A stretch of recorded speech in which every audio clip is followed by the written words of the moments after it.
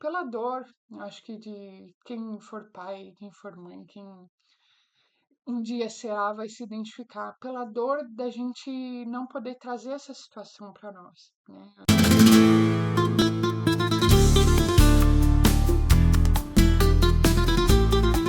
Fala pessoal, tudo bem? Voltei. Sou a Erika do canal Vida na Espanha. Hoje eu vim contar algumas situações que eu tô passando aqui durante a gestação. Então, se você tá grávida aqui na Espanha, fica de olho. E se você só tem curiosidade, fica de olho também. Vou agradecer muito se você deixar alguma interação aqui, um comentário, um apoio, vai ser muito bacana, tá bom? Então, bora pro vídeo.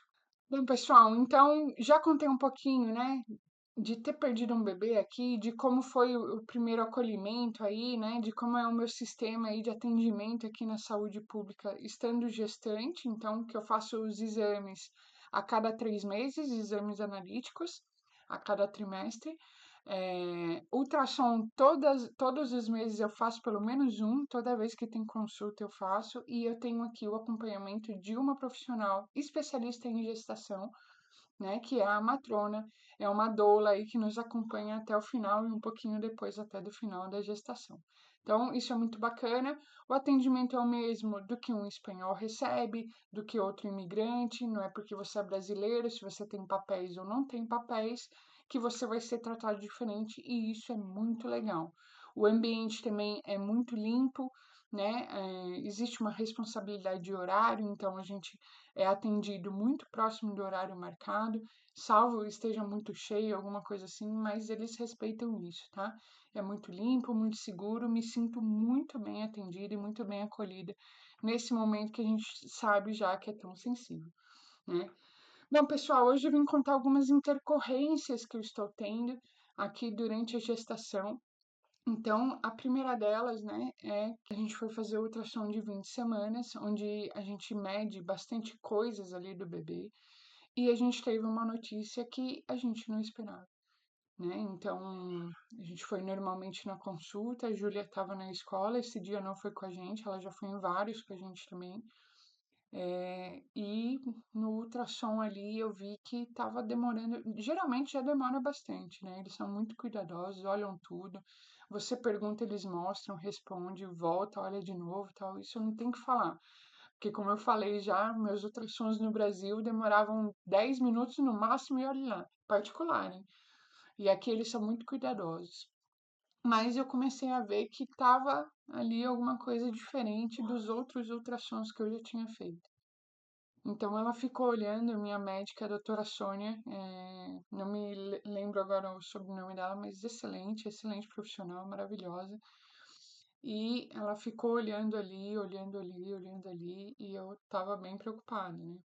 Perguntei algumas coisas que eu já sabia, então a translucência nucal aqui, né, distância dos olhinhos, para a gente saber, são alguns indicadores aí de algumas síndromes presentes, e estava tudo certo, mas ela viu que haviam questões físicas no nosso bebê. Então, ela nos contou que é um varão, como eles falam aqui, é um menininho, Mateu, a gente escolheu o nome de Mateu, pelo significado, e eu também queria um nome de um dos apóstolos que tenha vivido, né, junto de Jesus. É, e o significado desse nome é presente de Deus, mesmo em hebraico, né, em qualquer língua aí. E para nós é isso que ele é um presente de Deus. Inclusive, se um dia, daqui uns anos, ele vira esse vídeo aí, ele sabe disso. Ele é muito amado desde a concepção dele aí, e é isso que ele é pra gente. Mas a médica viu que haviam duas situações físicas com ele, né? A primeira era na mãozinha direita, então que não haviam todos os dedinhos, né? Na verdade, a gente não sabia nem se ia ter os dedinhos ou não. Então, se via mais ou menos até aqui o punho, isso aqui a gente não tinha certeza, e os dedinhos a gente não via claramente, né? Então, ela passou a situação para a gente. Outra situação de má formação, então as situações do Mateus são de má formação físicas, foi a perninha direita. Então, o ossinho, né, abaixo do joelho, até o joelhinho estava o tamanho normal, abaixo do joelho e o pezinho já não estavam no tamanho normal, né? Eles estavam muito menores do que deveria estar para aquela idade. Então a gente pensa, né? Nossa, mas não viram nos outros ultrassons? Acontece que os outros ultrassons, né? Eles mostravam os membros, né? Então tinha o bracinho, né? Não tinha detalhamento dos dedinhos, até porque não era a idade de se separarem os dedos, tal, mas tinha. A perninha também, ela existe, né? Até depois do joelhinho ela existe. Mas, o que acontece? Não cresceu o tamanho que deveria, então até comparam com a perninha esquerda, não cresceu como deveria, depois do joelhinho. Então, assim, pessoal, foi um momento muito duro, né? Não pela situação física, não pela deficiência física em si, mas pela dor, acho que de quem for pai, quem for mãe, quem um dia será, vai se identificar pela dor da gente não poder trazer essa situação para nós, né? Anderson estava comigo, a gente ali ficou um pouco em choque, né? Tudo que a gente quer depois de ir para um ultrassom é voltar ouvindo que tá tudo bem, tá tudo perfeito, tá crescendo bem, tá no tamanho certo, tá gordinho e é isso que a gente quer. E não foi o que a gente ouviu, né? Então a gente chorou bastante ali na hora. A gente se consolou um ao outro, né? E foi um momento duro, assim. Por quê? Porque a gente quer tomar pra gente, né? O que os filhos têm, não importa a idade deles. A gente quer que fosse com a gente. A gente não se importa, né? Os pais que amam mesmo os seus filhos, a gente prefere. A gente pensa também, né? Ali na hora, no choque, a gente pensa no que não poderá fazer normalmente. Então, são coisas que às vezes a gente não valoriza, que são tão normais pra gente, né? Como você ter uma mão, segurar uma caneta, segurar um pregador de roupa aqui, né? Segurar garrafa de água. Meu filho não vai poder fazer normalmente, né? Jogar bola, o Anderson ama futebol, né? São coisas assim, correr, né? Então, e o preconceito, né? A gente vive hoje num mundo um pouco mais desenvolvido nesse assunto, mas a gente sabe ainda que existe muito preconceito, né? As pessoas te olham diferente porque você não tem uma condição física, mas peraí, não é mental. Então, e mesmo se fosse, né, a gente busca um mundo de inclusão, não um mundo de segregação. A gente está cada vez mais buscando isso. Então, naquele momento, a dor que a gente sentiu foi muito sobre isso, né? E beleza, então ela fez, né? Ficamos 2 horas lá no ultrassom, sem brincadeira. 2 horas, foi muito cuidadosa. Passou um tempão sem falar nada, aí eu já fui perguntando, né, o que que tá acontecendo e tal. E ela foi falando com cuidado, delicadeza, humanização, e foi mostrando pra gente. E a gente foi vendo lá e tal. Passado esse momento, a gente continuou na consulta ali, né? Eu me limpo ali do gel, tal, me visto e a gente volta ali para a mesinha onde está sendo atendido.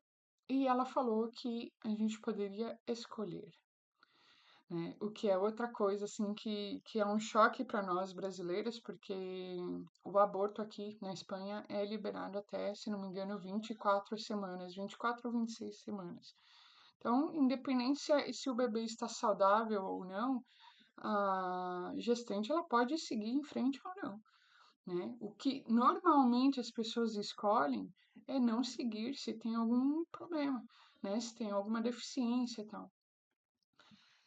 E essa foi o primeiro, acho que o que me impactou muito também foi isso, né? Ouvir o que que você quer fazer, você quer ir adiante ou não. Ali na minha cabeça eu já tinha a resposta, né? Óbvio, é meu filho, eu tô esperando, eu quis esse filho, né? Tô me planejando para ele. Eu não tô fazendo esse filho para nada, eu tô fazendo esse filho porque eu quero um filho, né? Mas assim, ela falou pra gente pensar com calma, né? Digerir a informação que a gente tinha recebido ali e voltar em uma semana. Acho que não deu nem uma semana. Por quê? Porque a gente já estava, acho que eu fiz esse exame com 22 semanas, foi o exame de 20 semanas, mas eu fiz com 22, e eu acho que é ali 24 semanas que se pode fazer esse procedimento. Depois é possível fazer, mas aí tem que entrar com recurso jurídico e tal, justificar um pouco mais. Então ela nos deu uns 5 dias, acho que era uma quinta-feira, a gente ia voltar na segunda-feira, coisa assim, pra gente pensar. E lidar com isso, né, gente, não é uma coisa fácil, né? Mas, como eu falei, eu já tinha a minha decisão ali, né? Eu sabia o que eu queria, não é uma aventura. Eu e o Anderson estamos juntos há muitos anos, então a gente conversou muito, não é uma atitude impensada, é uma atitude muito pensada, mas é duro de ouvir, né? É duro de pensar, é duro de a gente, poxa, estamos num país que não é o nosso, né? Quando a gente está no nosso país, meu, você vai dar um jeito para tudo.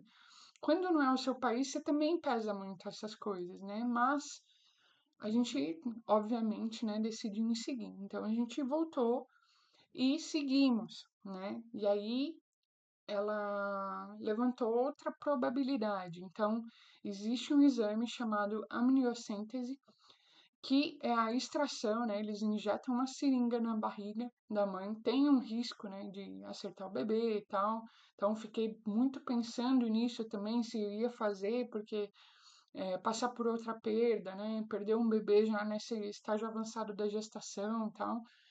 Mas para a gente se preparar também, então esse exame ele é um exame genético, né, que avalia aí probabilidade de outras condições associadas. Então, ele tinha essa questão física, a gente não sabe dizer, né, se é pela minha idade, se é por alguma condição genética que eu tenha herdado, ou não se sabe, né? Pode ser. Eu já não estou mais com 30 anos como tive a Júlia, eu já não sou mais uma jovem menina, tal, né? A gente sabe que conforme o tempo passa, as gestações elas ficam mais arriscadas também.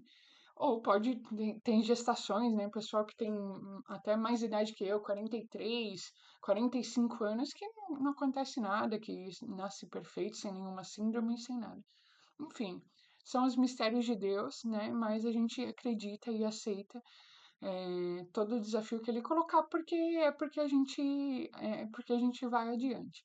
Então, esse exame foi proposto por ela para a gente saber, né? E aí, por exemplo, né, se tivesse uma síndrome que limitasse muito a viabilidade da vida, tal, e a gente quisesse por acaso interromper, aí teria que entrar com recurso jurídico, tal, para interromper. De qualquer forma, a minha decisão seria a mesma, né? Seria seguir adiante e cuidar do meu filho, independente da situação que ele tivesse. Mas também para a gente se preparar eh, psicologicamente, né, estruturalmente, para receber uma situação assim, foi oferecido, né, esse exame. Esse exame a gente fez totalmente via pública também. Então, lá mesmo no consultório, né, eu falei, não, quero fazer, né, sabia dos riscos, tal, mas deixei nas mãos de Deus. Se ele me mandou, é, eu quero fazer para a gente poder se preparar, para a gente poder preparar as condições para recebê-lo da melhor maneira, né? E eu quis fazer. Então a gente fez ali no consultório mesmo. É uma seringa gigante, é uma agulha gigante, grossa. Eu não quis ficar olhando, né? Eu geralmente sou corajosa para agulha, para tudo. Mas desse dia aí eu tava, né, orando muito para que tudo desse certo e tal, para que ele não passasse por nada, para não perdê-lo. Então eu estava muito em oração e eu quis fechar os olhos ali, mentalizar. O Anderson também estava comigo o tempo todo e tal, e aí eles extraíram o líquido do meu abdômen, né, da minha barriga, e mandaram lá para os estudos genéticos. É um exame super caro, não sei quanto é no Brasil, mas aqui é acho que cerca de 1.000 euros, é um exame caro, mas como eu falei, foi feito totalmente de forma gratuita, então a gente não precisou pagar nada, nada. E a gente esperou. Aí ela marcou 40 dias depois dessa consulta para a gente ter os resultados. E assim, orando o tempo inteiro, né? Claro, tudo nas mãos de Deus, se tivesse alguma síndrome associada, alguma coisa assim. Mas depois desse exame eu fiquei 3 dias em completo, absoluto repouso. Né? Não podia levantar nem ficar sentada, eu podia. Então, todas as atividades profissionais, as coisas que eu tinha que fazer, eu fiz da cama, deitada mesmo. O máximo colocava 4 almofadas aqui e ficava um pouquinho inclinada. Tive uma reunião até nesse período. E o Anderson e a Júlia cuidaram de tudo pra mim. Então, faziam comida, né, me levavam. Eu só podia levantar para ir no banheiro rapidamente e tomar banho, assim, muito rápido. Então, eu realmente tinha que ficar o mais em repouso possível, até para não favorecer uma situação de aborto, né? Porque, como eu falei, é uma situação ali delicada, é um exame delicado, então eu fiz. Graças a Deus deu tudo certo. Depois dos 40 dias, a gente voltou no consultório e não tinha saído ainda os resultados. Então a gente ainda ficou, né? E depois marcou para mais 15 dias adiante. Fizemos o ultrassom também no dia que a gente voltou, tal, tudo normal, mas a gente ainda não sabia se tinha alguma síndrome associada, alguma coisa assim. E aí depois a gente voltou e graças a Deus a gente teve a notícia, né, de que toda a trissomia, né, deu negativo. Então, trissomia seriam os 3 cromossomos, né, e é negativo. Isso dá alterado quando tem alguma síndrome associada e não deu nenhuma anomalia. Então, tudo indica que as deficiências do Mateus são só físicas mesmo, né, as condições que ele vem são só físicas. Então é isso, pessoal. Outra coisa que me aconteceu, fora a situação do Mateu, é varizes, né? Então eu sempre tive varizes, desde os meus 15 anos eu faço tratamento, então fazia aquelas agulhadas, né, nas pernas, porque eu herdei isso geneticamente da minha mãe, do meu pai, das minhas avós paternas e maternas e dos meus avós paternos e maternos também. Então, meus irmãos não têm nada, minha irmã não tem nada e eu tenho tudo de varizes, sempre tive, desde muito nova, né? E fazia as aplicações e tal. Na gestação da Júlia, passei bem, né? Claro, conforme os anos passam, eu vou tendo mais varizes e tal, mas são vasinhos, não chegavam nem a ser varizes. E agora, né, depois de uns 3 meses, eu acho que foi mais ou menos na mesma época, assim, já começou a estourar muito, muitas varizes aí. No meu calcanhar, tá bem roxo, bem. Os vasinhos, né, estão bem estouradinhos aí. E uma veia, assim, bem. Aí é varize mesmo, né? Aquela veia saltadona da virilha até o calcanhar, assim, eu tenho agora. E a gente está fazendo acompanhamento, né, para não dar trombose, porque a trombose, para quem não sabe, pode levar à consequência do bebê ficar sem abastecimento de sangue, né? Porque nada mais é do que um entupimento de alguma veia, de alguma artéria importante. E aí o sangue, né, que o coração tá bombeando, foi lá para a perna, não tá voltando tudo que foi bombeado. E aí causa um desabastecimento aí, e aí pode ter alguma consequência para o bebê. Então, estou enfrentando isso é só em uma das pernas, por coincidência ou não, também a perna direita, a mesma da mãozinha do Mateu, da perninha do Mateu, e a minha perna direita que tá assim. Já fui 2 vezes na emergência. Eles fizeram, fui na emergência por conta de dor, né? Então eles já tinham me falado que se tivesse dor, qualquer coisa para ir lá, e eles fazem na hora a ultrassonografia na perna.